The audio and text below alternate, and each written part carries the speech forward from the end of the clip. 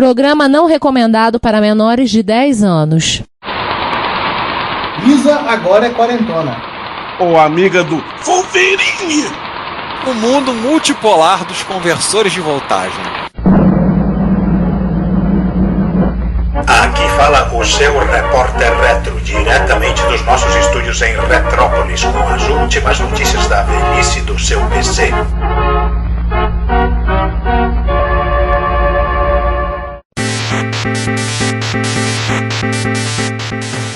E vamos lá, bom dia, boa tarde, boa noite. Este é o repórter retro número 89. O ano que estava no segundo ano do segundo grau. Só por falar segundo grau, já estou assumindo o velho. É o primeiro repórter reto do ano da graça de 2023. E nesta mesa de formato triangular, estou eu aqui, Giovanni Nunes, e mais quem mais? Eu, Ricardo Pinheiro. E eu, João Cláudio Fidelis. E é só. Começando o episódio seguindo aquela velha receita bem já batida, né? De bolo nossa. Que é começando com... Agora, não, peraí. Não, primeiro episódio do ano sempre tem uma sessão diferente. Esse caso aqui é o 2022/2023 das efemérides. Pois é, as efemérides que ficaram sobrando de 2022 não foram faladas, mas as que aconteceram em janeiro de 2023 e até o início dessa gravação, e em fevereiro de 2023, vão aparecer nessa sessão. Então vamos embora aí, começamos com qual? 40 anos do Apple Lisa, né? Do Liza, ou como queiram falar, né? Lisa, eu chamo de Lisa mesmo. Minha tia, eu tenho uma tia chamada Lisa, então pra mim é Lisa. É Lisa, igual a Lisa Simpson, né? O computador foi nomeado o nome dela, não é isso? Não. Na verdade, a lenda diz que Lisa por causa de uma filha que o Steve Jobs teve fora do casamento, né? Eita, polêmica, já começamos bem. Sim, não. Isso é mesmo, fica aquela coisa, né? Ele usou, mas também é o nome de uma maçã, não é? Todas as máquinas eram um tipo de maçã, né? Então o Macintosh é uma maçã também. Eu gostaria de conhecer uma maçã chamada iPhone. Pois é, então.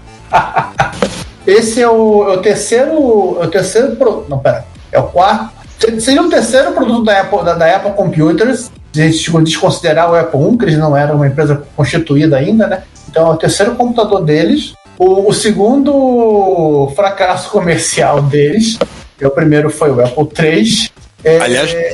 Aliás, no episódio 13, lá nos primórdios, a gente falou, né? Foi quase pra gente foi um iceberg digital que quase afundou na vida da Apple pela primeira vez. Foi um projeto bastante ambicioso por parte do Jobs. Saiu, no final das contas, uma máquina muito cara, assim, pro plano original deles, né? Que era uma máquina para ser utilizada nos escritórios, um computador profissional. O Apple III já era um computador já profissional. A ideia era você ter o Apple II no seu simpático casa, Apple III no trabalho. Então acabou ficando só o Apple II. Ele era uma máquina já de 32 bits, né, baseada no 5000. Tinha uma telinha de 5 polegadas monocromática, drives de 5/4 simpático, tudo no modelo All-in-One. Um sistema operacional novo e um conceito novo, né, que era a tal da interface gráfica. E, para não ficar falando um monte de coisa, influenciou, né, a partir desse momento, apesar de ser uma falha, todo o mercado de computação se seguiu. Tudo que foi feito depois foi seguido, bebeu um pouco da inspiração do que a Apple lançou nesse modelo. E vamos deixar links eu esqueci, CHM, é Computing History o Computer History Museum. Os links do CHM, o primeiro, né, eles comentam, falam sobre a importância do Lisa, no seu aniversário de 40 anos, 4 décadas, para um corpinho de 30. E o segundo grande anúncio, né, que é o fato de que a Apple liberou o código-fonte de todo o software do Lisa para quem quiser. Para comentar, a interface dele era baseada em alguns elementos no conceito do Smalltalk, que era do ambiente feito pelo Park Labs, né, da Xerox. Ele custava $9.995. Saiu 2 anos depois que a Xerox lançou uma versão comercial do Xerox Star. Só que o Xerox Star custava $16.595. Caramba. Ele era um mini computador, não era nem um microcomputador. Pois é, aí você pensa que o PC saiu alguns anos antes, saía na época $1.565. Não dava, né? Não dava, né? Desculpa aí, Apple não dá. O código-fonte tá disponível, eu me cadastrei e eu baixei. Agora você tá achando Object Pascal, né? Comecei a dar uma olhadinha lá pra ver, peguei. Eu tô rindo da piada de tiozão aqui, que o pessoal chamava ele de Classical. Classical, boa. Classical. É o Pascal com classe, é o Classical. Então, assim, foi um grande iceberg, né? Que quase afundou a Apple, mas talvez, como diz a matéria do CHM, né, no site, é a falha mais influente da Apple, né? Porque foi a primeira máquina comercial, um alcance, com interface gráfica, tudo. O principal comprador foi a NASA.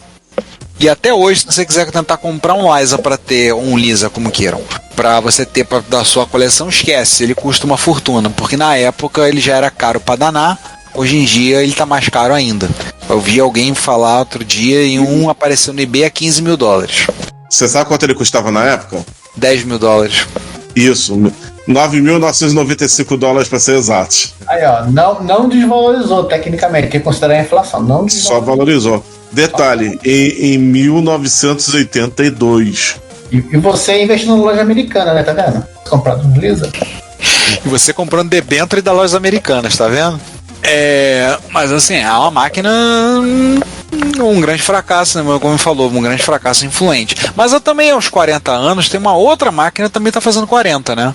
Tem uma outra curiosidade também, né? Depois dessa bagunça toda que o Jobs criou, desse fracasso, né? A Apple se reorganizou. O Jobs sai desse projeto, sai daqui. Ele, meio chateado, ele foi pra... Ele achou um outro projeto. Ele foi quicado do projeto do Lisa, né? Ele viu um outro projeto lá que estava surgindo, um tal do Jeff Haskin, chamado Macintosh, e foi lá dar palpite. Na verdade, ele foi lá e expulsou o Jeff Haskin, depois da palpite. Mas tem uma outra máquina que também completou 40 anos, né? É o Olivetti M10, que é o Tandy 100 com design italiano, com queijo parmesão por cima. O Olivetti M100, né, de 1983, como disse o Giovanni, é baseado no Tandy 100. Na verdade, assim, todos eles são baseados numa máquina da Kyocera. Da Kyocera. Máquina da Kyocera, e diversos fabricantes fizeram seus ajustes para de acordo com o que queriam. A máquina da Kyocera era o KC85. E teve também a versão que foi o NEC PC 8201A, o Tandy TRS-80 Model 100. A gente falou sobre eles num episódio que eu vou tentar ver agora qual era o episódio. E aí até agora lá foi o episódio que nós falamos. Repórter Retro, episódio 107. Então no episódio 107 nós falamos sobre ele, do Tandy 100. Né, o TRS-80 Model 100. Mas aquele ele era nos anos 80? Não. TRS-80 foi o termo que a Tandy usou para englobar as máquinas todas, porque era assim que era mais fácil de conhecer. Ele tinha uma característica legalzinha, que a tela era basculante, né? Ele tinha... cada fabricante teve suas variações. A NEC, ela colocou aquelas teclas da família PCI-8, que chama bem a atenção. A Tandy, ela chamou o Bill Gates. Inclusive, acho que o próprio Gates ele tem uma história dessa, né? Ele fala que estava tipo assim, que o Nishi chegou para ele. E aí, Bill Gates, tela de 40, tela de 20x4, tá legal para você? É isso? Não, cara, 24 é muito pequeno. Depois eu fui procurar. Essa é a máquina da Epson. Tem um Epsonzinho que tem um microcassete embutido, impressorinha. Acho que é o Epson HX7, se eu não me engano. E o Bill Gates falou: não, cara, isso aí não dá nem para trabalhar direito. Tempo depois ele volta. Bill Gates, 40 por 16 a tela, né? Errei, é o Epson HX7, não, é o Epson HX20. Que usava inclusive aquelas mini fitinhas para salvar. Isso aí. Essa tela é 40 por 20, né? Do Tandy. Ela era proprietária ou eram as mesmas fitas de secretária? Mesmas fitas de secretária. Só para explicar para quem não é da época, secretária eletrônica era uma coisa que quando ninguém estava em casa. Quando você tinha uma secretária, você comprava fita para ir e colocava nela, você só conseguia falar. Você não fala não que meus pais têm secretária eletrônica até hoje, tem telefone fixo e secretária eletrônica.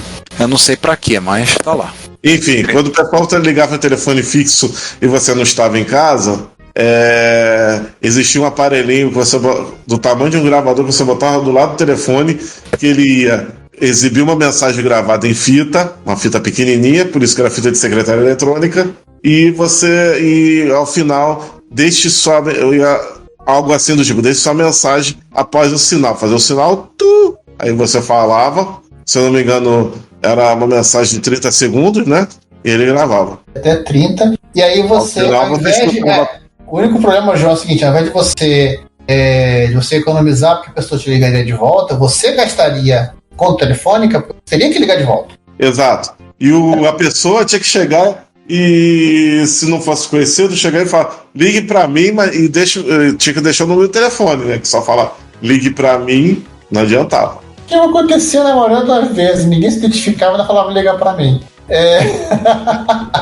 Mas só para concluir a história do Gates, né? E o Nishida, ele chega com ele com essa máquina da Kyocera. Aqui, ó, Gates, essa aqui. Aí pronto, o Gates, que estava tecnicamente aposentado do mundo de programação, se viu mais, entre aspas, forçado a programar para ela. Inclusive, essa Tende 100 é a última máquina que o Bill Gates efetivamente meteu a mão lá. Bill Gates mesmo ou Paul Allen? Bill Gates. Olha. E tem uma coisa mais nova, não tão mais nova, né? Acho que assim que é um divisor de águas no mundo da efeméride. 35 anos do advento do Tetris, né? Tetris, que é o nosso assunto no episódio 124. Aliás, saiu um documentário sobre o Tetris, eu vi anunciado num site que eu sigo. Aliás, um abraço pro Rodrigo Guedin, do Manual do Usuário. Ele mandou, eu sugeri, passei para ele o link do nosso episódio sobre o Tetris. Eu recomendei, ele disse que vai ouvir. Eu não sei se ele já ouviu, espero que ele tenha ouvido, mas vai sair um documentário sobre, né? Porque assim, na Europa, várias versões ficaram disponíveis pro Natal, só anunciadas, e todo o resto das versões ocidentais nos Estados Unidos saíram em janeiro de 88, de acordo com o que eu li no New York Times, da época. Versões ocidentais nos Estados Unidos, ou seja, Spectrum Holobyte, né? Na Europa também. Todo mundo acabou saindo junto, né? Spectrum Holobyte e Microsoft. Uhum. As empresas irmãs, vamos dizer assim. É a mesma empresa, João. Muda só a razão social. Mudar o CNPJ. Em 1988 saiu, aqui em 1988, ou seja, há 35 anos atrás, saiu da Microsoft, da Spectrum Holobyte, o da BPS, inclusive a versão para Famicom. Saiu uma versão da Sega, que já foi no fim do ano, e depois a gente fala melhor. Da Sega foi para arcade. Em dezembro de 88, e para arcade tem uma versão da Atari Games também, 88. Sim. E a do Coco, que foi pela ZTC Systems, lançada pela Tende. Então haja versão de Tetris aí. Saiu tudo uma vez só, né? Acredito eu que Coco aí é Coco 3, né? Já nessa altura do campeonato. Haja Tetris, assim, Ave Tetris. E comemore essa data e assisti um pedaço do campeonato de Tetris, Mundial de Tetris Clássico agora, de 2022. Eu fui assistir a final, é eletrizante de ver. É muito divertido. De novo, reitero a fala. Agora, o que mais fez 35 anos também? Ele? Abriu 37, não dá 35 não. Não, já passou. Passou, assim como foi o do Liza, né? Não, o Liza foi agora, janeiro de 83. Ah, sim, mas a gente não ia falar de coisas também que a gente não tinha falado? Aí quando é dezembro. Acho que nós falamos do 35 mil, do 130. Bom, mas como tem uma outra coisa agregada a ele, que saiu recentemente, acho que a gente pode fazer essa quebra de paradigma. Porque recentemente saiu no Japão, saiu o Mini do X68000 para comemorar os 35 anos do X68000, que foi em abril de 1987. Peraí, você quer dizendo que a Sharp demorou 8 meses para lembrar que tinha que fazer aniversário? Na realidade, a Sharp não. A Zuik, a empresa que trabalhou em projetos recentes e que, inclusive, fez a miniatura com a Sega, do famoso Mega Drive. O japonês, não o Mega Drive da Tectoy. A Zuik lançou uma miniatura chamada X68000Z, que a gente fica perguntando por que Z quiseram a nomenclatura do Sharp X1, não do Sharp X68000. Não, é Z de Zuik. Ah, boa, Giovanni. Apenas uma curiosidade. Não tem nada a ver, mas falou do Z, me lembrou uma coisa. em ferromodelismo, a menor escala disponível é a escala Z, que é 1 para 230, por aí. E onde é que ela é a mais popular? No Japão. Pode ser também. Pode ser que seja uma escala pequenininha. Pode ter alguma coisa, não só alguma relação, não sei, mas é porque me lembrei do elemento, me lembrei dessa possibilidade. Então, eu não achei aqui especificações ou quais jogos seriam. A única coisa que foi citado alguns jogos que provavelmente vão ter, como Final Fight, Alien Syndrome, Afterburner ou Ghosts and Ghosts, e é claro, o Street Fighter 2 Champion Edition, que eram clássicos da plataforma em suas versões fidedignas ao do arcade. Bom, o X68000, eu acho que a gente mais pra frente vai fazer um episódio sobre ele, que a gente já prometeu faz um tempão, né? Vamos tentar fazer ele esse ano. Vamos tentar fazer esse ano. Este ano que você está acabando de ouvir este episódio. Pois é. E não tão caro quanto o Liza, mas ele era uma máquina caríssima. Porque ele custava a bagatela de, quando saiu sem monitor, de 498 mil ienes. Para a conversão disso mesmo, Ricardo, tu fez uma vez? Peraí, quanto era o total? 498 mil ienes sem o monitor. Pode só dividir por 10, dividir por 100. Você vai ter hoje, em reais, R$19.761,39. Hoje. Mas lembrar o quê? O Japão vivia um período na época de explosão econômica, né? Até que a quebradeira que foi e entrar na recessão que eles estão até hoje. Então, assim, eles... 91, se eu não me engano, né? Aí, assim, eles estouraram na época e estavam... O pessoal tava bem pra caramba, né? Lembrar uma coisa que eu vi até num vídeo hoje, né? O pessoal brincava que dizia que o território onde fica o Palácio Imperial em Tóquio, o terreno valia tanto quanto o estado americano da Califórnia inteiro. Nossa. Naquela época. Eles diziam esse detalhe, que a Califórnia é o estado mais valorizado, mais caro, o imóvel mais caro dos Estados Unidos inteiro, né? Então, assim, fizeram essa brincadeira, falavam disso. Então, assim, na época, é caro demais em qualquer circunstância. Quase 20 mil reais. Não, inclusive, se você olhar nas revistas da época, fica vendo lá que grande parte das máquinas que você comprava era tipo meio financiado. E pelo que deu pra entender, muita gente financiava o computador velho, computador novo com computador velho. Era tipo um esquema de pirâmide de comprar computador. Ah, então quer dizer que nas famosas revistas japonesas tinha o cara chegando e falando: pega o seu MSX2 completo e troca pro X68000. Isso, você ia nas casas Osaka e trocava o seu computador. Onde será que a gente viu uma coisa parecida aqui no Brasil? PCI com Amiga. Mas acho que era tudo financiamento bancário, João. Você já comprava no parcelamento com o banco. Então você ficava devendo ao banco, não devendo a mais ninguém. Já é a pior opção para dever ao... Então, já que a gente falou nele, no Amiga, que tal a gente começar a sessão Rise of Your Grave com ele? Vamos levantar dos mortos. Rise from your grave. Isso aí é um Amiga 500 de um amigo do Adrian Black. Sim, mas primeiro vou fazer a pergunta. Por que ele é um amiga do Wolverine? Que depois de um vídeo de quase 1 hora tentando consertar a máquina voltou sozinha a funcionar. Ou seja, ele tem fator de cura. Não é que ele tem blindagem de adamantium dentro do computador, não. Pô, ia ser meio pesado. A gente já pensou se tivesse adamantium ali dentro? Não, aí o Atari tem isso. Então nós temos aí um vídeo pra ver que o Amiga se autoconsertou-se a si mesmo. O vídeo, o Adrian Black, ele pega o 500 lá, bonitinho, né? Tem um recado lá, o cara comentando: olha, tá aparecendo a tela vermelha, tela verde piscando. Ah, tudo bem. Então ele desmonta a máquina, fica com a placa-mãe da bancada, ele até olha pra expansão de memória e fala: nossa, alguém fez isso aqui. Felizmente eu já tinha feito a adaptação. Que adaptação, né? A adaptação de tirar aquela famosa bateriazinha da VAR e colocar uma 2032 ali com todo o circuitinho para não carregar e tudo mais, né? Uma A501 que não foi destruída pelo ácido da bateria. E ele começa a fazer todos os testes lá, ele dá uma olhada E na Agnus, olha na memória, consegue fazer a máquina ligar no autoteste e começa a fazer a experiência, a memória dizendo que está com defeito, e ele não entendendo nada, ele pendurando memória em cima, uma outra memória em cima para ver se mudava a situação, e nada mudou, ele dissolve a memória, acho que ele ressoqueta a memória para pôr de nada, aí tem uma hora que ele tá mexendo, a máquina buta de novo.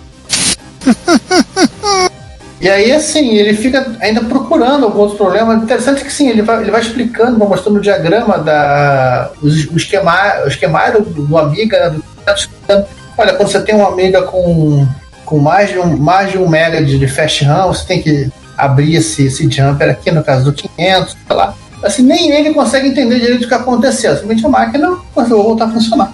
Deu só uma faxinada no gabinete, ele falou, ficou o negócio do teclado lá.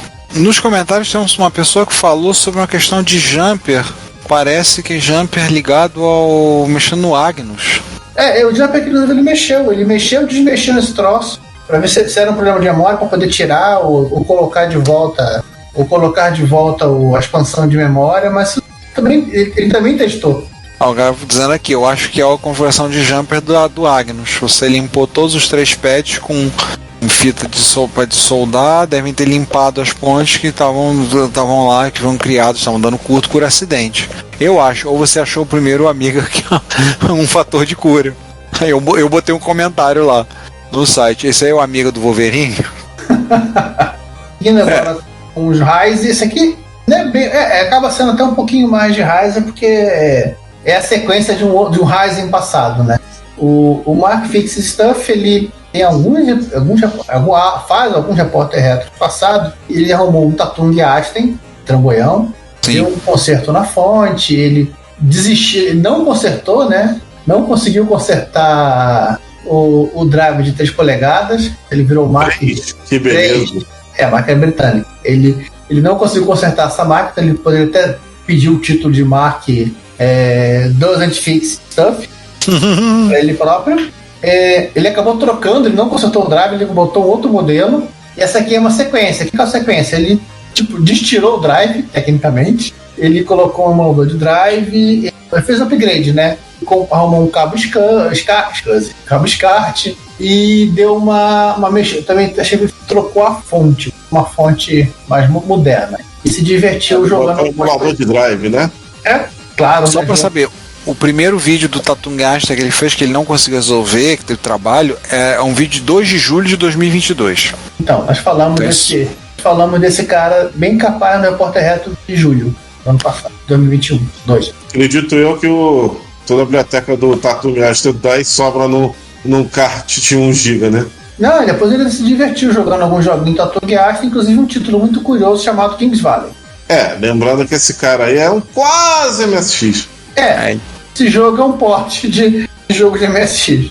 Exatamente. Do Ryzen nós temos o It's Alive, ou Parcialmente Alive. It's alive, it's alive, it's alive! Essa eu vou deixar pro Ricardo, que é fã do... Quer dizer então que nosso chapa, o João Beta, né, o alemão mais prolixo das comunidades retro, vídeo retro, né, ele dá um espirro que é 15 minutos de vídeo, até que o vídeo não tá tão grande, é um vídeo de 40 minutos. Ele finalmente foi parar na mão dele um VG8010, pra quem não sabe, é um MSX1. Depois que ele consertou máquina da Atari, da Commodore, que ele atestei, Commodore, Amiga, Atari, máquina de 8-bit, outras coisas estranhas, fez fonte de força, pegou o Commodore 64 da enchente. Não, detalhe, aí ele pegou esse MSX, que ele já tinha esse MSX há muitos anos, mas ele simplesmente esqueceu. Ele esqueceu da existência da máquina. E agora que ele pegou... tá aqui. Deixa eu ver aqui. Então, o que ele fez na máquina? Ele fez um cabo de vídeo composto, fez um recap na fonte, montou um cartucho, talvez uma flash, uma coisa pra poder gravar, não vi esse vídeo, e fez um adaptador para usar os joysticks da Commodore no MSX. Que droga, pô. Tem um joystick melhor. Mas tudo bem, MSX-Zero sabe jogar em teclado. Esse é o primeiro modelo, se não me engano, que a Philips vendeu, né? Aquele tecladinho chique aí não ajuda muito, não. Não ajuda mesmo. O teclado é uma bosta. Só não pode ser que ele é quase tão ruim quanto o teclado do Cássio. Concordo contigo. O teclado dele não ajuda, não. Ele é quase tão ruim quanto o teclado do Cássio. E não, vocês viram os direcionais? Lá em cima e todos fora de posição. E tem um comentário, dos primeiros comentários do vídeo tá assim: de volta aos dias na ex-Yugoslávia, quase todos os vídeos VHS do videoclubes eram legendados por um MSX. E aí alguém perguntou se era um Qubit, né? Se era uma máquina daqueles, se era uma máquina da Yamaha, aqueles Yamaha. Aí ele disse que não tem certeza. Perguntaram se é algum Genlock, interface de Genlock para acelerar. Mas eles uma interface semelhante com o Genlock foi usado, aparentemente com um Philips 8280. Uma pessoa, um comentário aqui, botaram um Philips 8280, que aliás, um parentezinho rápido, nosso chapa aqui do Rio de Janeiro, o Manuel Neto, comprou um Philips 8280. Aquele trambolho pesado pra caramba, mas eu não posso falar porque eu tenho um 8250, eu acho uma máquina muito legal. Eu também. Mas não 80, 50. Ele comprou o 8280, que ele deve ter, assim, um manual que tem um canal T-Byte Creator, visitem, é um canal que ele tem fazendo sobre programação, sobre máquinas retro, visitem o canal dele, fica a recomendação. E ele, te contar, mano, deve ter gasto uma grana de frete, com aquela máquina pesada pra caramba. O 8280 é pesado, o 8250 já é pesado, o 8280 é mais pesado ainda. Só uma curiosidade, a pessoa que desenhou esse tecla de função aqui, esse Philips, era pra ninguém jogar, né? Foi a mãe de alguém. Foi a mãe de alguém, porque te contar, porque assim, isso ele não é pior do que o Cássio, porque o Cássio, mal bem, tem aquela peça redonda que você funciona como um joystick. Então você não joga ali e não ignora os direcionais. Mas esse aqui, Jesus, os direcionais conseguem ser piores do que os direcionais do Cássio. Você pode quebrar os seus dedos para ficar na posição exata para poder jogar. Não, muito obrigado. A minha mão é mais preciosa do que essas teclas. Pois é. Te contar. O 8020, o seguinte, já tem um teclado decente, né? O MSX1 seguinte da Sony, da Philips, já tem um teclado decente. Então não é essa de extremo. Dúvida, a parte chata é essa, né? Tanto joguinho legal de MSX para ele experimentar, ele foi pegar. Tudo bem, não tô esculhambando o jogo do rapaz, né? Foi jogar o Ushangama, que é um joguinho homebrew de. Tem aqui, é recente. É bem recente esse jogo, o Ushangama. É um jogo legalzinho. É um jogo legal, é um jogo novo, 19. Né? Mas eu achei curioso, né? Parece muito um clone do Star Force. É por aí. Tem tanta coisa que sai no MSX Dev, né? Pois é. Tudo bem. Mas então o que o Noel Lopes, o mais novo retrocomputeiro espanhol exportado para os Estados Unidos, o que ele teve que fazer? Como é que é a história? Ele desuniversalizou. Ele começou. A gente tem que voltar no episódio passado, né? Ele por conta de ter ido morar nos Estados Unidos, né? Isso mudou a voltagem de vários equipamentos. Ele comprou um conversor grandão, inclusive, de voltagem de 110 para 220. Para poder ligar as máquinas dele, né?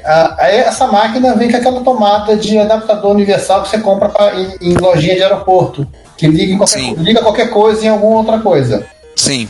Só que aí é o seguinte, ele falando, essa porcaria aqui é uma bosta. A tomada é um lixo, né? A tomada é ruim, as coisas não ficam bem fixadas. Aí ele falando, ele até pensou óbvio, só vou ligar a tomada europeia aqui. Então ele simplesmente comprou dois jogos de tomadas europeias, aquela de buraco redondinha, e substituiu. Claro que não foi uma tarefa muito fácil, né? Porque a tomada era maior. Aquela tomada antiga europeia, né? Aí teve que usar um Dremel para cortar. Porque a tomada. Nossa, é porque a tomada europeia atualmente eles já estão migrando para o formato hexagonal, semelhante à nossa. Caramba. E nesse meio tempo tem toda uma explicação dele sobre tomadas, ele escolhendo a tomada norte-americana, que é aquela do pininho chato, que não tem aterramento, que não. É muito fácil você ter contato com os pinos na hora de ligar e desligar, e por aí vai. E também ele fala muito bem da tomada britânica, que é aquele caixote de. Que é aquele caixote com fusível interruptando a tomada, né? Uhum. Eu não recrimino ele, não.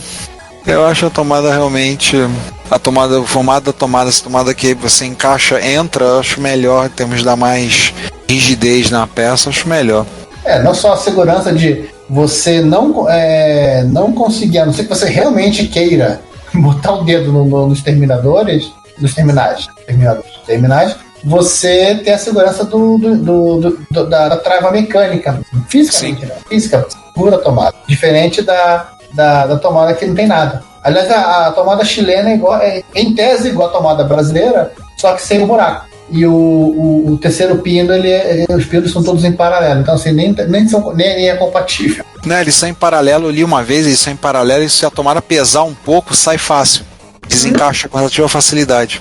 A vantagem da nossa é que, além de ter ser cavado e você encaixar mais para dentro, tendo o terra em uma posição um pouco mais deslocada, né, ou seja, abaixo, com isso você tem coisa para evitar questões de tração mecânica.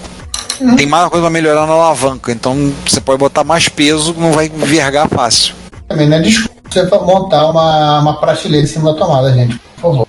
Por favor, né? Não é para isso, né? Mas tem gente que faz umas prateleirinhas pequenininhas pra você prender na tomada e botar o celular ali embaixo pendurado no carregador. Eu já vi isso aí. Quebra um galho, porra. Quebra um galho. Você tem que espetar o celular no carregador, botar na tomada e botar o celular no chão. Aí fica feito um bercinho pendurando ali. Quebra um galho. Tem lugares que vendem uma prateleirinha que você pode usar para isso. Vamos passar então para uma sessão nova que a gente estava falando, uma coisa que a gente estava querendo indicar, né, que não necessariamente não se encaixa nem no It's Alive, nem se encaixa no Rise from Your Grave, mas sugestões de alguns vídeos legais que a gente viu relacionados à área, né? E eu queria, mudando um pouquinho a ordem, eu queria indicar 2 vídeos de um canal que eu tenho visto muito, que é o canal do Action Retro, né, do Shamaui, que são vídeos razoavelmente recentes. Ele foge um pouco do ponto de corte, mas o primeiro ele pegou um Next Station, né, aquela máquina feita o último modelo da computadora Next Computer, antes dela ter sido comprada de volta pela Apple lá em 1997. Ele pegou um Next Station. Ele já não vendia um computador quando a Apple comprou, só me deu operacional. Mas assim, ele quando comprou, então ele deu um trato na máquina, ligou o monitor novo, trocou o HD, porque ele mostra o HD, parece uma panela batendo, tá? É um HD SCSI, então ele usa um adaptador com um cartão no lugar. Tá? Ficou bem legal esse vídeo, ele mostrou lá. E o outro vídeo que eu indico também foge do ponto de corte, ele pegou um notebook raro da Apple, um PowerBook G3 Kanga, que é o nome é esse mesmo, PowerBook G3 Kanga. Aquele negócio que não consegue ir na praia.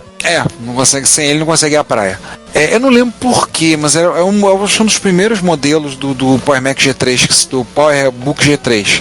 Ele pegou esse, usou um SSD feito em casa. Vendo em casa como assim? É um SSD que ele indicou o site, é um outro canal que ele comenta no vídeo, eu esqueci o nome do canal, DOS. O cara projetou e desenvolveu um SSD que o conector dele não é SATA, é IDE, é um paralelo ATA. Então o cara fez um SSDzinho e ele instalou na máquina, e o que ele instalou para ser diferente? O Rhapsody OS. Aí você, tá bom, o que é o Rhapsody OS? É o sistema operacional do Queen. I see a little silhouette of a man. Scaramouche, Scaramouche. Não. O Rhapsody OS é um sistema operacional transitório que a Apple lançou quando estava mudando de arquitetura, saindo, né? Quando estava é pior. O Rhapsody OS, ele seria o substituto do macOS 9. Só que a equipe, ela literalmente patinou no desenvolvimento. Os caras não conseguiram entregar o projeto. E no desespero, a Apple ela teve que comprar uma empresa para poder comprar um sistema operacional. Foi o Next Step e aí foi o macOS 10, né? Exatamente. Então assim, ele faz a coisa do contra. Ele pega uma máquina rara, bota um SSD IDE, que é uma coisa bizarra. Existem adaptadores para você pegar hoje em dia, que é um paralelato, você mete um SSD do tipo M2 dentro, legal. Mas ele fez um próprio desse e instalou o Rhapsody OS, que aliás tinha... e pior, o instalador tinha problema. Não, desculpa, Ricardo, eu confundi com o Copland. O Copland que é o patinado bugado. O Rhapsody era o pré-alfa do macOS 10. E o instalador estava bugado. O instalador estava com pau. Ele teve que corrigir o pau no instalador, abriu a ISO, foi lá, descobriu uma coisa besta, mas ele corrigiu para poder instalar. Aí ele falou, olha, o que tem aqui? Olha, um monte de coisa não funciona. Ele botou, é divertido de ver, né? Mas ele falou, ó, tem um monte de coisa que não funciona. Sem problema, o Copland era pior. O Copland sozinho já não funcionava. Não, ele não tinha nada de suporte no notebook, então não tinha suporte a controle de brilho, leitor de capacidade da bateria, nada. Um monte de coisa não funciona no Rhapsody. Entendeu? Então, o Copland era isso com a máquina padrão. Mas é divertido, assim, é um canal que eu tenho visto muito, o Action Retro. Eu tenho assistido muitos vídeos dele, ele tem outras coisas divertidas que ele tem feito, o foco dele é mais Mac, né, e Apple. Mas tem umas coisas bem legais que ele tem colocado lá, inclusive alguns vídeos recentes com um PC usado em gabinete industrial e coisas assim desse tipo. Eu recomendo, é um canal que eu tenho visto bastante. E o que mais vocês têm para indicar? Esse é um vídeo sobre o Psion 5 e o Psion 5 MX, que porque a gente gosta de computador portátil, e computador portátil com suporte, exceto quando roda Windows. Então, assim, eu vou deixar esse vídeo aqui, que é do cara, do RetroCheck, e é bem interessante você ver como os portáteis, uma coisa portátil pode ser legal e não precisa gastar no seu dedo. O RetroCheck é outro canal que eu tenho visto às vezes. Ele é uma coisa que eu gosto dos vídeos dele. O que o Jambeta faz de vídeo longo e detalhado, ele faz um vídeo detalhado, mas os vídeos dele são curtos. O vídeo dele normalmente é raro um vídeo dele passar de 20 minutos. Eu já vi vídeos muito legais dele, tipo 15 minutos de vídeo, é bem conciso, bem direto ao ponto, mas são bons. Eu gosto dos vídeos do RetroCheck. Principalmente o que dá pra você ver, assim, você vai ver o do Jambeta, você olha e diz assim, 1 hora? É isso mesmo? Pô, eu queria ver, mas não tô vendo na hora do almoço, caramba. Aí, pô, que almoço longo esse que eu vou ter que ter pra ver esse vídeo? Mas o RetroCheck é bem legal. E ele é britânico, né? Então o Psion teve uma presença muito grande na Inglaterra, né? Era uma empresa inglesa, né? E é da onde surgiu o Symbian. É da onde surgiu o Symbian, né? Foi sistema profissional para celulares durante um bom tempo, né? Aí agora então, João, comenta então esse vídeo. E o vídeo que você tem para trazer pra gente hoje? Vamos lá. É simplesmente um vídeo chamado Konami's Creative MSX Team, MXX, né? Twin, From Peoples to Metal Gear 2. Ou seja, é a história do time de desenvolvimento do MSX, da Konami para o MSX. Claro, vamos ter a presença aí ilustre do Kojima. Óbvio, claro, evidente. Ele está aí. Ele fazia parte desse time, coitado. Já que ele fazia parte desse time. Tudo bem, hoje em dia deve ter arrancado a foto dele, se tiver. Aliás, está a foto desse vídeo dele novinho. Esse vídeo, na minha opinião, já começa aos 49 segundos. Como é que é explodindo cabeças, demonstrando um joystick estilo do Odyssey 2, ou Odyssey aqui no Brasil, aquele joystick quadradão, ao lado do MSX, sugerindo que a Philips pensou ou comercializou de uma forma muito breve esse joystick numa versão MSX. Fica aí para os colecionadores, né, Franklin? Um abraço para você, Franklin. Sobre se esse controle realmente saiu ou foi só um planejamento da Philips, que de última hora eles desistiram e deixaram a gente com um bom e velho joystick padrão Gradiente. Mas não é só isso, não. Ele também fala daquelas workstations da HP que a Konami usava para o programa MSX e o NES. Fala sobre o desenvolvimento de Maze of Galhos, que demorou, pasmem, 6 meses. Tá achando que foi pouco, mas na época era muito. Do Metal Gear 2, que começou em 89, ou seja, foi 1 ano, ou até um pouquinho mais que isso. Foi 1 ano e meio. Tanto que o Kojima teve que mudar o roteiro do jogo, porque o mundo estava mudando junto. Inclusive, uma coisa que não tá no vídeo, mas a gente tava comentando antes da gravação, que o Kojima ficou sabendo que o Metal Gear 2 Solid Snake, sim, o jogo do NES é anterior ao do MSX, aquela continuação que todo mundo odeia, inclusive o Kojima, que foi um outro time que estava sendo desenvolvido lá para a NES, e o Kojima soube porque ele estava indo para a Konami, esbarrou com um cara que estava indo para o mesmo lugar, né? E perguntou: e aí, beleza? Ei, o que tu tá fazendo lá na Konami, ô Chapa? Tô fazendo um jogo de NES, um tal de Metal Gear 2. Não tô sabendo. A chefia não avisou você, não? Não, eu tô falando SDSnet, ela. Pois é, o Kojima não sabia que Metal Gear estava sendo desenvolvido pro NES. Para lembrar que o Kojima não teve nenhuma relação no desenvolvimento dos 2 Metal Gears do NES. Tanto é que o primeiro foi feito um monte de liberdade. Inclusive a liberdade de não ter o Metal Gear no final do jogo. Pois é, que deixou Kojima possesso. Kojima fala mal do Metal Gear do NES por conta disso. E... É igual fazer o remake do episódio 3, do 4 do Star Wars no Estrela da Morte. Exatamente, é como você fazer isso. E pra piorar, na época a Konami botou pra tal Banana Desenvolvimento, a americana, o desenvolvimento da versão do PC, que é uma bosta, e pra versão do Commodore 64, que eu acho que não foi feita essa banana, foi uma outra, já que ela é um pouquinho melhor, um pouquinho mais próxima do NES. Claro, deviam ter algum tipo de acesso aos assets e códigos fontes originais. Mentira, não tinha. Naquela época nem sempre era assim. Mas o Commodore 64 era uma máquina mais próxima ao NES, então, por que pareça, era mais fácil fazer esses outros jogos do NES para ele do que pro PC. E também o PC era uma tranqueira, né? Era um XT 286 com no máximo EGA e PC Speak. Desculpem, galera que gosta de PC, eu até gosto dos PCs, mas tinha muito jogo ruim naquela época no PC, cara. Tinha, verdade. E os da Konami eram um dos muitos. O Contra também dele, eu não vou nem começar, porque o assunto não é portes horríveis de jogos da Konami pro PC. Isso aí fica para outro dia. Voltando ao vídeo, outra coisa também digna de nota, já que a gente está falando do Kojima, são as anotações originais dele, aparece no vídeo.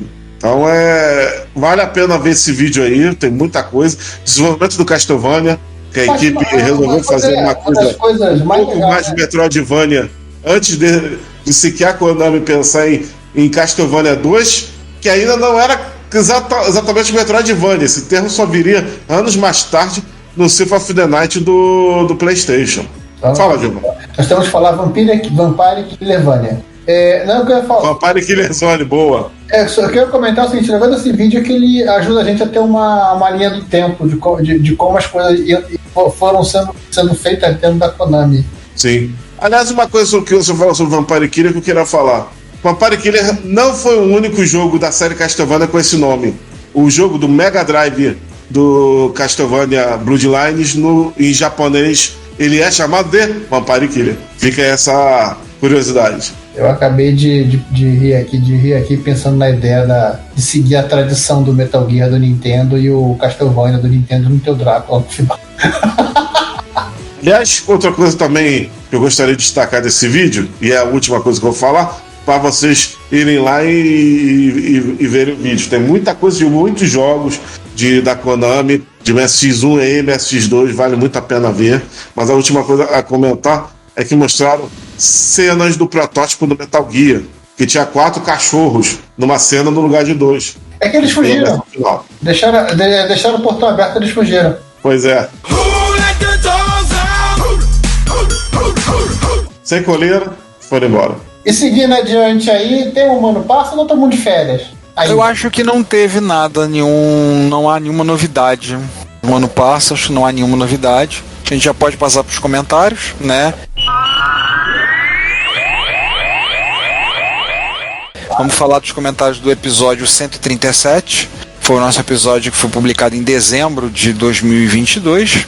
Nós tivemos uma agradável conversa com o professor Ivan da Costa Marques, professor da UFRJ e pesquisador da área de História da Computação na América Latina, e ele falou com a gente sobre o caso do MEC 512, a famosa história do MEC 512 da Unitron, né? E eu agradeço antecipadamente ao professor Ivan, já agradecemos lá, mas agradecemos novamente, e provavelmente a gente vai perturbar ele no futuro de novo para falar alguma coisa, para a participação dele. E ele gostou muito de ter participado, então a todos que participaram no momento e ouviram depois, saber que ele ficou muito feliz de ter participado, curtiu muito. Bom.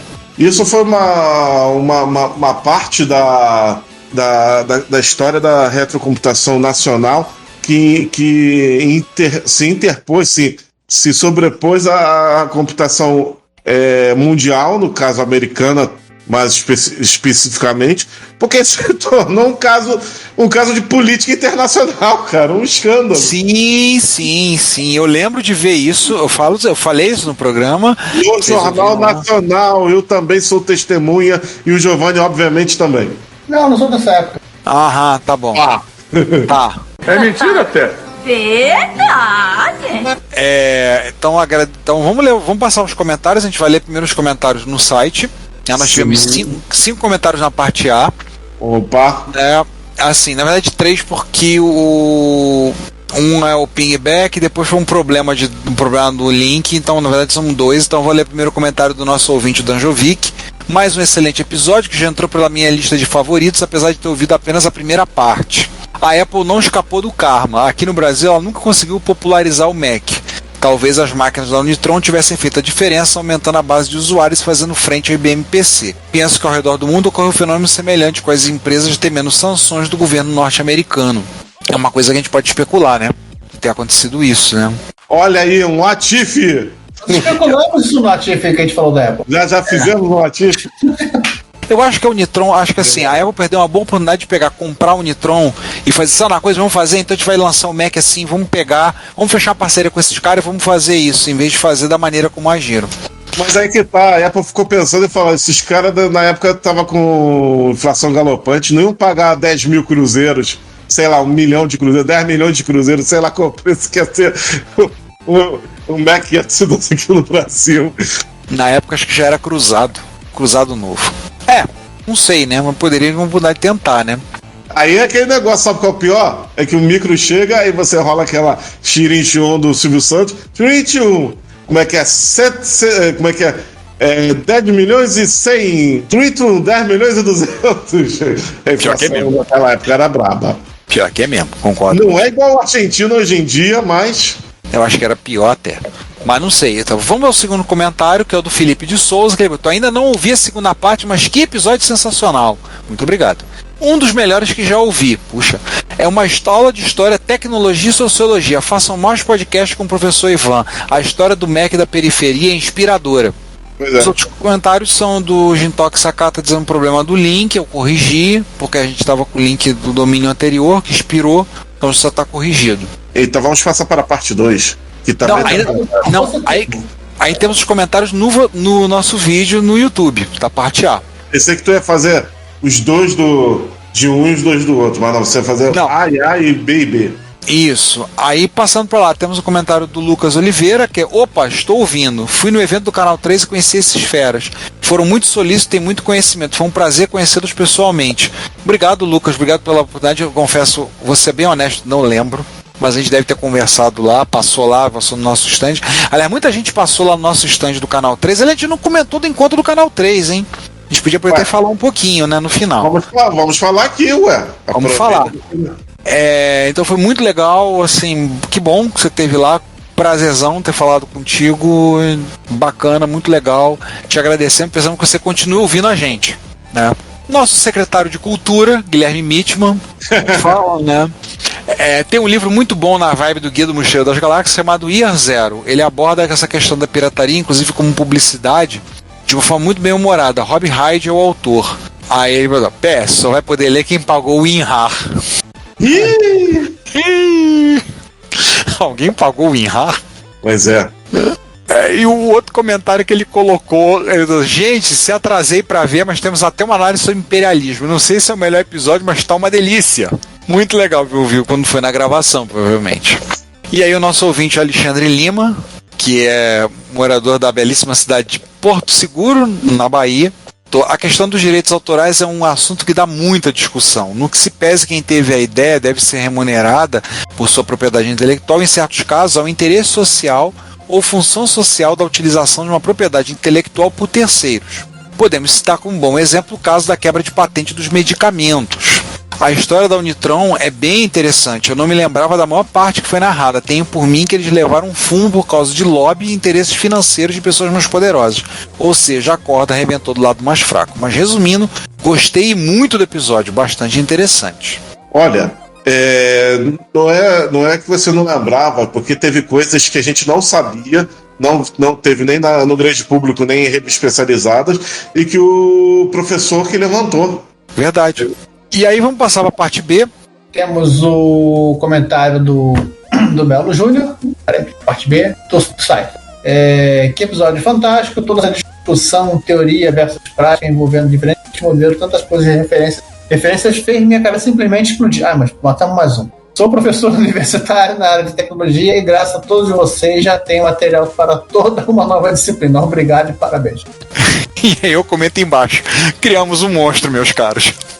Isso é normal. Porque a gente não foi nem de criar, criar uma palestra, tem ideia para uma palestra, não. Ele vai criar uma disciplina. Uma matéria na faculdade. Normal. Antes de criar monstros, isso é uma coisa normal. E ainda com o Danjovic, esse é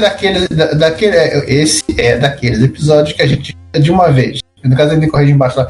Escuta mais de uma vez. Dá gosto ouvir tantos meandros da história tecnológica do nosso país. Muito embora sinta também uma certa tristeza. Somos um país com um potencial humano enorme, mas ainda não aprendemos como desvencilhar de certos laços políticos, mesmo culturais, a fim de podermos transformar esse conhecimento, essa capacidade, em crescimento econômico. Talvez é por isso que chamam a década de 80 a década perdida, né?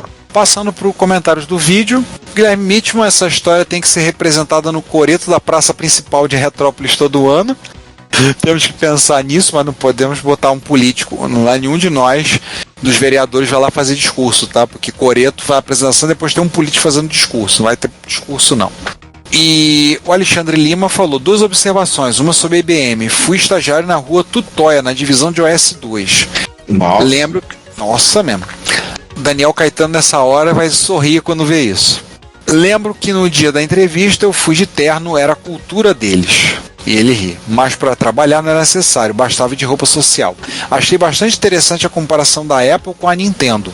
Em muitos aspectos tinham filosofias parecidas, especialmente no que tange às suas políticas de mercado. Tenho mais um bocado de assuntos para comentar, mas vou parar por aqui, senão vira um podcast. A gente pode depois conversar sobre isso. E aliás, já que você falou em Apple e Nintendo, cada vez mais elas se convergem numa política de comercial similar. E claro, saindo um pouco do espectro do eletrônica de consumo, a Disney faz uma política similar a essas duas também. Só que a Disney não comercializa eletrônicos, por isso que a gente não citou ela. Não.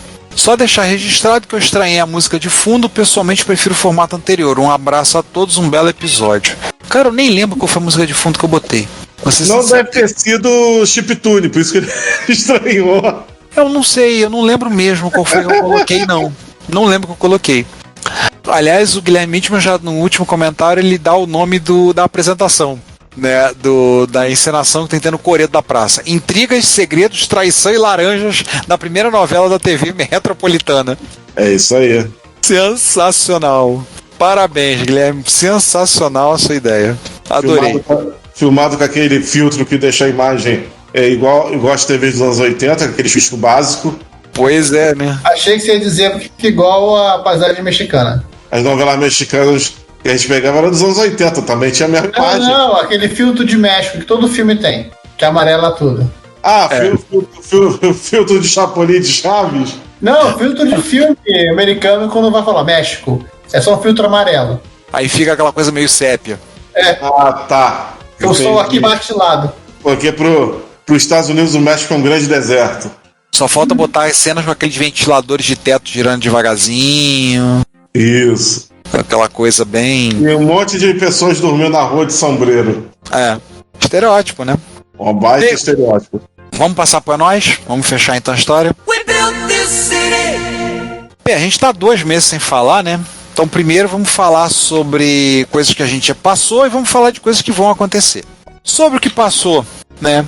Falar do encontro do Canal 3 do Rio, que aconteceu no dia 11 de dezembro de 2022.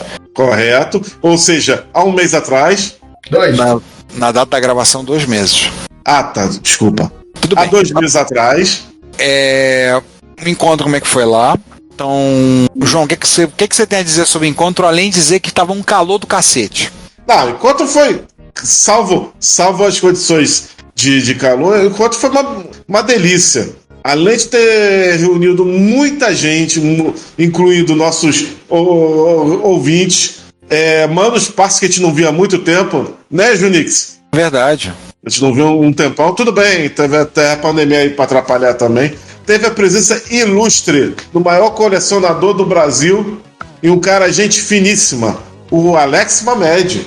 Sim. E também teve um dos entre vários YouTubes de jogos, talvez o mais irreverente da plataforma, o YouTuber Game, que adora a SEGA e ele é praticamente o irmão gêmeo perdido do Sonic. Eu estou falando, é claro, do colecionador. Ele veio pro Rio botar a vida em perigo, né? Ele veio a vida, literalmente, botar a vida em perigo, porque ele foi fazer caçadas nas ferias do Rio. Não era ele que era cobrador de ônibus? Ele deixou a vida dele em perigo, então. Ele já foi. Ele agora ele só fica lá expondo o rabo dele, né? Aquele rabo dele, todo mundo passando a mão no rabo dele. Do cabelo, né? Parte 2. Então, assim, foi divertidíssimo o encontro, foi um barato, tirando a questão do calor, que todo mundo reclamou, então a gente não vai ficar reclamando do calor, porque todo mundo já sabe.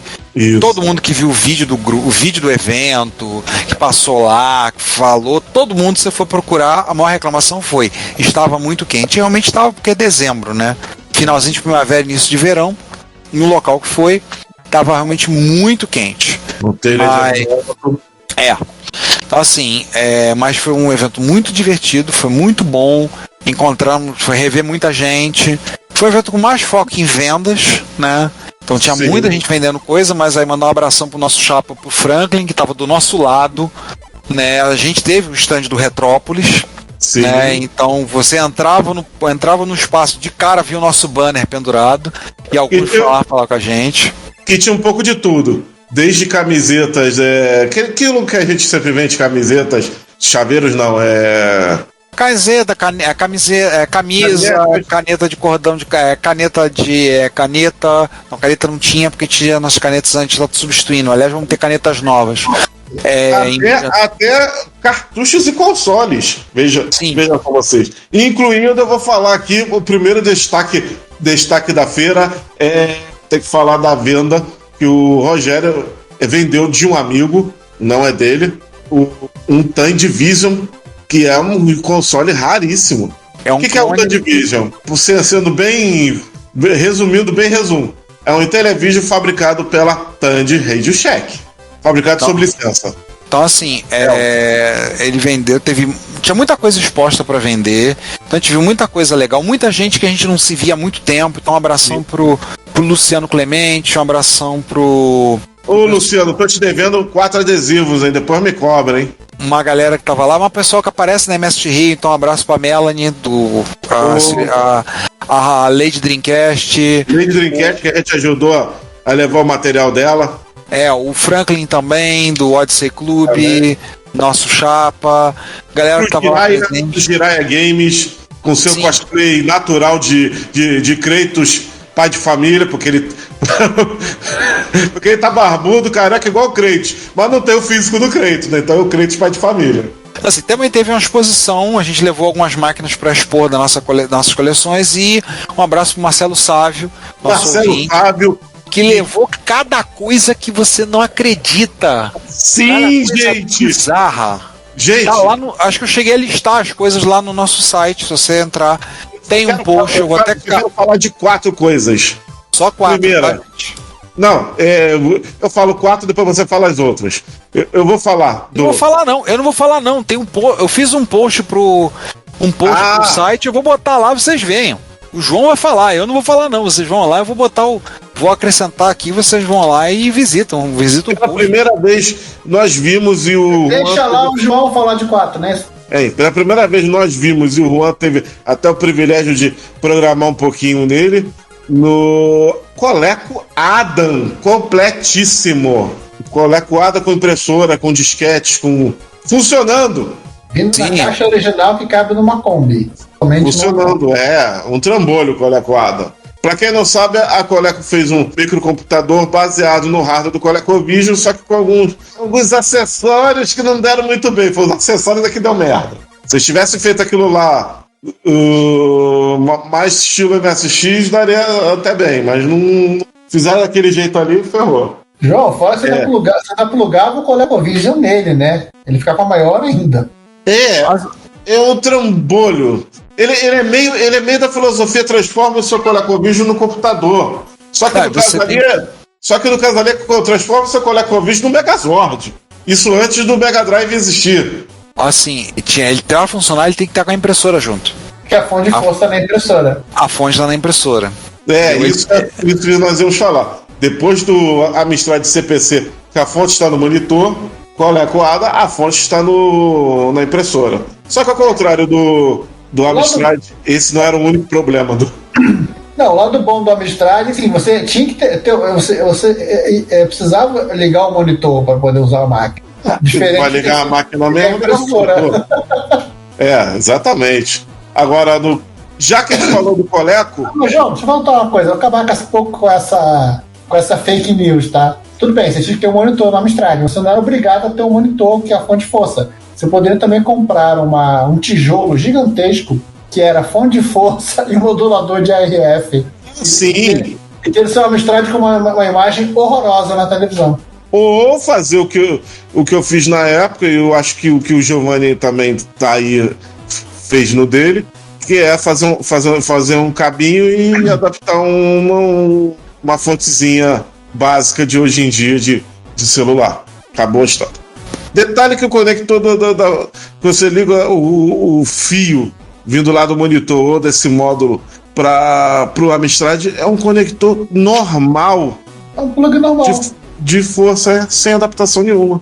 E ele tem o cabinho RGB, só você fazer um cabinho, tem a afinagem em qualquer lugar, inclusive no manual. Acabou, não tem os problemas.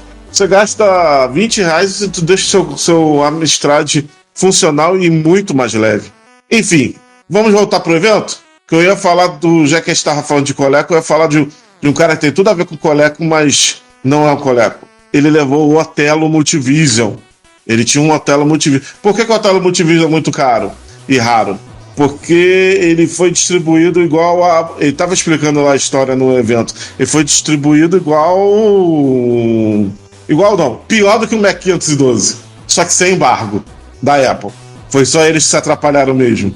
Você entrava num beco, falava com um carinha suspeito e ele mandava você numa porta, né? Ele entregava uma carta. Sim, e ele tinha um problema de RF pior do que a RF do Atari 5200. Que também a fonte também está na RF. Ó, esses engenheiros da época. E para terminar o meu último destaque vai para o videogame da Kibon. É isso mesmo que você ouviu. Um videogame da Kibon. Na realidade, um telejogo Philco e que teve uma promoção da Kibon que ele recebeu as cores dos famosos freezes da Kibon. Nossa, está falando de uma coisa muito antiga. Que ele era todo amarelo com o logotipo em azul. Hoje em dia o jovem vai pensar assim, fizeram um videogame vermelho e branco. Não, calma. Fizeram um videogame branco, amarelo e azul escuro. A Kibon ainda existe? Sim. Só que as cores mudaram, né? Você não vai na padaria? É verdade. Deixa pra lá. As cores mudaram, verdade. Hoje em dia é vermelho e branco. Enfim, a Kibon naquela época era amarelo, ovo e azul escuro. E só mais um detalhe. Parece, segundo pesquisas, que era uma promoção interna dos funcionários. Por isso que eles não viram em revista, não viram em lugar nenhum. É uma coisa de 1979, 80. Você quer falar mais alguma coisa, Ricardo? Ricardo fugiu. Falou tanto em sorvete que ele foi comprar sorvete. Ricardo, traz pra gente também, poxa. Voltei, vocês estão falando do quê? Sorvete você prometeu trazer pra gente. A gente acabou de falar do videogame da Kibon e você falou comprar sorvete. Ai. Gente, então só pra avisar, esse é o encontro onde a gente falou que foi. O primeiro encontro de Retrocomp do ano, como vocês ouviram, já terá acontecido, que é o encontro que agora virou de MSX São José dos Campos, virou MSX Vale do Paraíba, tá? Isso já terá acontecido, vai acontecer no Carnaval. mas a gente queria divulgar os nossos encontros. Então o primeiro é já para divulgar a primeira edição da MSX Rio 2023, que será no dia 11 de março, sábado, lá no mesmo lugar de sempre, no Lar do Meyer, né, na rua HC Redondo, número 103, no Caxambi. E nós pedimos que você faça a sua inscrição. A gente vai estar nesse post, vai estar o link para vocês fazerem a inscrição. Por que a inscrição? Porque alguns vão falar, mas tem que fazer a inscrição agora sim. Por que a gente está pedindo isso? De um tempo para cá, se vocês repararam, a gente começou a tomar certos cuidados para deixar a coisa um pouquinho melhor, tentar tornar a coisa um pouco melhor no questão do evento. Então, a gente já está com questões de mesa, forrando mesa, preparando tudo, e a gente está querendo dar mais um passo. Então, a gente disponibilizou crachás. Agora a gente já quer levar o crachá pronto. Não vamos cobrar nada por isso. Ninguém vai ter que pagar nada. Então, no link está lá, vocês vão clicar, o custo do ingresso é 0. Continua sendo um evento de graça. A sua presença lá já é fundamental. Você podendo comprar algum material do grupo, algum material que a gente tiver à venda, beleza, ótimo, já está ajudando. Então você preencher lá, vai ter um crachá já com seu nome para a gente colocar. E quem for expor um micro, for colocar um MSX lá, eu peço que você também preencha e diga qual equipamento vai ser levado. Por quê? A gente pretende ter uns expositorzinhos de acrílico, formato de uma folha A4, para colocar uma folha de papel ali com a descrição do que é. Isso a gente não pode fazer na hora. Se você chegar com um micro debaixo do braço, a gente não tem como fazer na hora. Mas se você fizer essa inscrição previamente, e a gente vai deixar ela aberta até a noite do dia 7 de março, o evento é no dia 11, aí a gente vai poder montar isso e levar para o quê? Para a gente poder fazer e colocar. Isso é uma coisa que a gente viu nos vídeos da VCF. Vintage Computer Festival, eles fazem isso com inscrição prévia para as pessoas saberem o que está acontecendo, quem está ali, quem está expondo, quem é o proprietário, e a gente decidiu adotar isso. Então a gente está pedindo para vocês fazerem isso, fazerem a inscrição no site do Simpla, tá, simpla.com.br, vai estar o link aí embaixo, clica lá, preenche, tá? Preenche sua inscrição, tem um ingresso para participante, ingresso para expositor, obviamente os dois o custo é 0. Tá? É apenas para a gente ter esse controle das pessoas que foram, quem foi, da maneira como algumas coisas estão acontecendo. Então, esperamos com isso, dia 11, vai ter esperamos que seja mais um baita de um evento, esperamos que vocês possam colaborar. E vamos ter outros eventos, tá? Nossos são esses, mas tem agora um grupo que está discutindo os eventos retro. Então a gente está tendo um calendário fechado e basicamente haverão vários, a gente vai na medida do possível divulgando. Tem um pessoal no Rio Grande do Sul que está querendo fazer evento, então a ideia é de fazer 2 eventos no ano. A Retro SC em Santa Catarina terão 2, acho que um em maio, outro em novembro. Os encontros habituais como o Jaú, que deve ser no início de novembro. O encontro do Canal 3 de São Paulo, que deve ser em agosto. O encontro do Canal 3 do Rio não tem data, já falam em fazer um encontro do Canal 3 no Nordeste. Então, basicamente é o seguinte, gente, se der mole, vai ter evento todo mês. Às vezes 2. O evento de Curitiba, MSX Curitiba, vai ser 21, 22 e 23 de abril. Há a possibilidade de eu ir para esse evento. Não está fechado. Estou tentando ver para ir. Então, tem que catar os minguados aqui, ver se eu consigo quebrar o cofrinho para poder ter dinheiro para ir. Então, a gente vai, na medida do possível, vai divulgando no site. Vamos estar divulgando. Então, se vocês puderem, prestigiem, visitem os eventos, estejam indo. Porque é a oportunidade de não só encontrar as pessoas e ver os meliantes que cometem esse podcast, esse site, mas também participarem, interagirem, né? Com os eventos, então é isso. Então, puderem participar, já estão sabendo. Save the date, Retro Rio, 8, 9 e 10 de junho, MSX Rio, 11 de março. E chega. Chega de encontro, isso mesmo. Não é chega de encontro não, caramba. Chega de gravação, chega de conversa. Acho que por isso já podemos fechar por hoje. Então é isso, gente. Chega de falar, por hoje é só. Nos vemos na MSX Rio. Já anotem, nos vemos na Retro Rio. Nos vemos nos encontros aí. E daqui a 2 semanas no episódio. Daqui a 1 semana, ou 2, não me lembro exatamente. No próximo episódio, que vai ser o número 138 do Retrópolis. Até, fui. O João foi comprar sorvete. Não, tô aqui.